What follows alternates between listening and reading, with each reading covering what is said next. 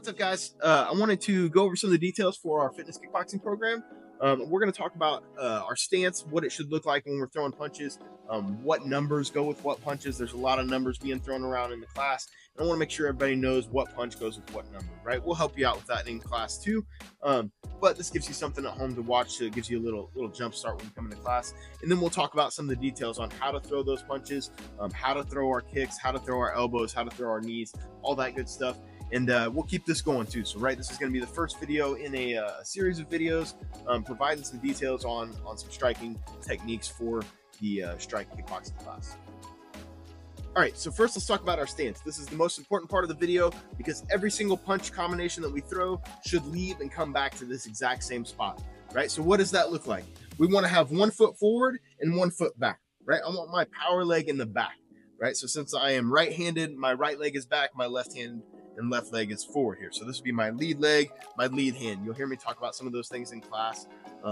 That's exactly what I'm talking about. Your lead leg should be the one that's in front here, right?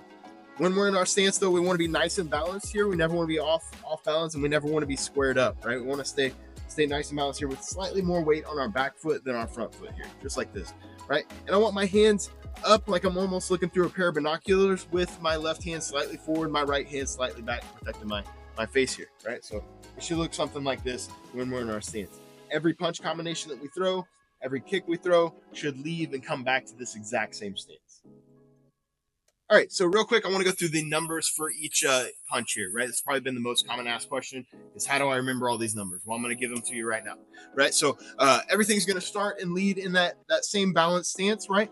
If you get lost, just think that all of your odd numbers are going to come off of your lead hand, and all of your even numbers are going to come off of your back hand here, right? So to start with, we're just going to walk through these. I'll do it a few times so you can go back and look at them, but then we're going to detail these a little further on in the video too, right? So starting out, we have our 1 is our jab, our 2 is our cross, our 3 is our hook, 4 is our uppercut, 5 is our lead uppercut, and then 6 is our overhand back there, our back overhand, right? So one more time, jab or 1, 2 or cross, 3 or hook, 4 rear uppercut, 5 lead uppercut, 6 back overhand, right? What that looks like coming forward is 1 is our jab, 2 is our cross,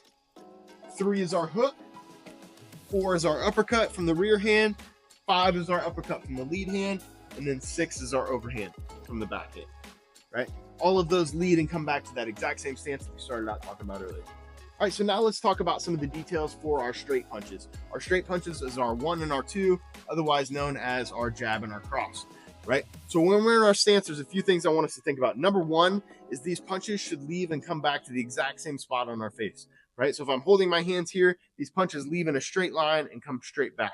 So I never want to throw this punch and then drop it down and then bring it back up. I want it to come in a straight line, straight back. And we want to bring it back to our face just as fast as we throw it out there, right? So if I throw this jab, it leaves and comes back in the same spot, right? Throw this cross, boom, leaves and comes back in the same spot. Same thing, 1 and a 2. 1, 2, right?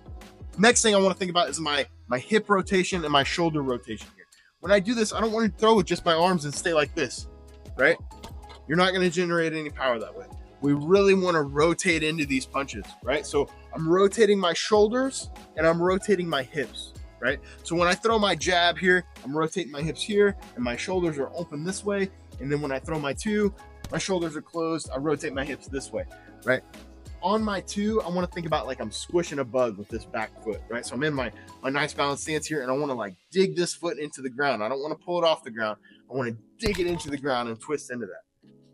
If I'm throwing just arm punches and I'm here, that's as far as I can reach, right? And I'm not going to generate any power touching somebody like that, right? But if I rotate my body here, I'm the same distance away, but look how much further I can reach. I got a lot more distance on my punches, and that's going to allow me to generate a lot more power, right? Punching here as opposed to here, right? Rotate those hips, rotate those shoulders. It's going to get you a better workout, and you're going to generate a lot more power every time you throw a punch. All right, guys, next let's talk about our hook or our 3, right? So this is going to be our lead hook or our 3, same thing. So again, odd numbers are our lead hand, even numbers are our backhand here. So when we're throwing this hook, there's a few things I want us to think about.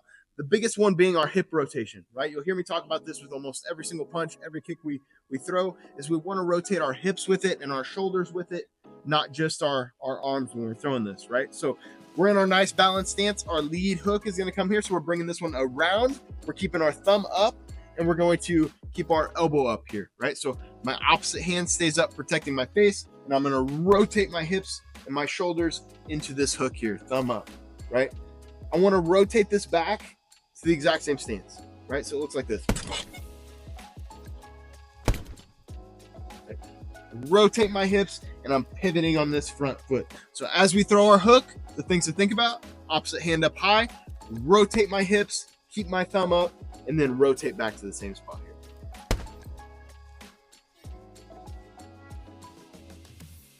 All right, guys, next is our 4 and our 5, which would be our uppercuts, right? So there's a couple things I want to mention on these uppercuts and things to think about when we're throwing these, right? The first one being, we're not throwing this like you would see in the cartoons. We're not winding it up and throwing it up through the middle, right? We really want to stay in our good balanced stance the entire time we're doing this, right? So I'm going to use my legs to change levels and then bring that up through the middle for my 4 here, which is my rear uppercut, right? And then I reset back to my normal stance. 5 is the same way. I don't want to load it up and bring it up high. I want to stay in my good balanced stance, rotate it up through the middle, make sure I'm rotating my hips and twisting up through these uppercuts, right? And then the next thing, just like with our 2, when we throw our backhand here, we're not pulling this off the ground and throwing like this, right? We want to stay in that stance, dig this foot into the ground, and then we're thinking about we're squishing out a bug as we do that, right? So you stomp out a bug like this, right? Same kind of motion here. Stomp here, twist and rotate up through there, keeping that weight on that back leg so we can really drive all of our power up through the floor there. All right, guys, next is our 6 or our rear overhand. I wanted to do this one without gloves, just to kind of show you a few things on like where we should be landing on our hand here, right? So even with our straight punches, we should be using these first 2 knuckles as like our sights, right? Those are what we want to land on the bag anytime we're throwing our straight punches. And it's the same thing when we throw our 6. That's the biggest detail here, right? When I throw my 6, I want to make sure I don't want to like land with my thumb or the side of my hand. I really want to land with these first 2 knuckles. So I'm going to kind of turn my elbow out and turn this these knuckles down on the way through here, right?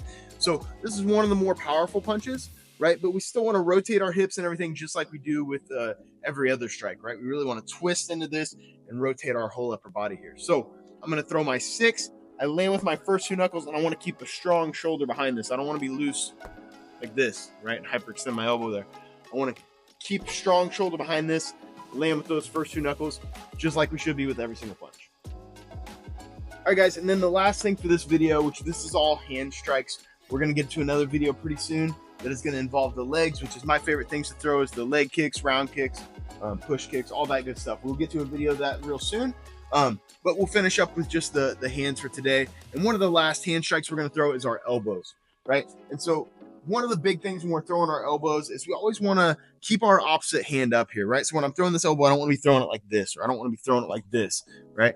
I want to keep my hands up, and I like to put one hand on the bag as my measuring stick here, right? My other hand, I'm going to chop my elbow down here, right? I don't want to just come across, right? I want to think about slicing this elbow down and across here. So think about tracing the St. Louis arch with the tip of your elbow every time we throw here. We're thinking about like stabbing yourself in the chest as you throw this elbow. And that's going to be on both sides, right?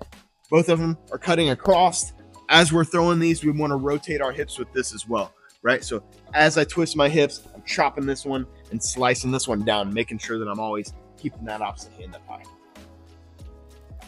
All right, guys, that does it for this video. If you made it all the way through, thank you for watching. I hope there's something you can take away in there. That just is a quick overview of some of the boxing side of the kickboxing class, a quicker view of the numbers we've had a lot of demand for. This will be the first video in the series, so we'll have another video coming out real soon about kicks, knees, all of that good stuff. And if you guys have any questions, please leave it down in the comments. Let me know what you thought about this video and what you'd like to see in the next one. If there's something we missed that you would like me to go over, please let me know. And I look forward to seeing you guys in the Strike Kickboxing class.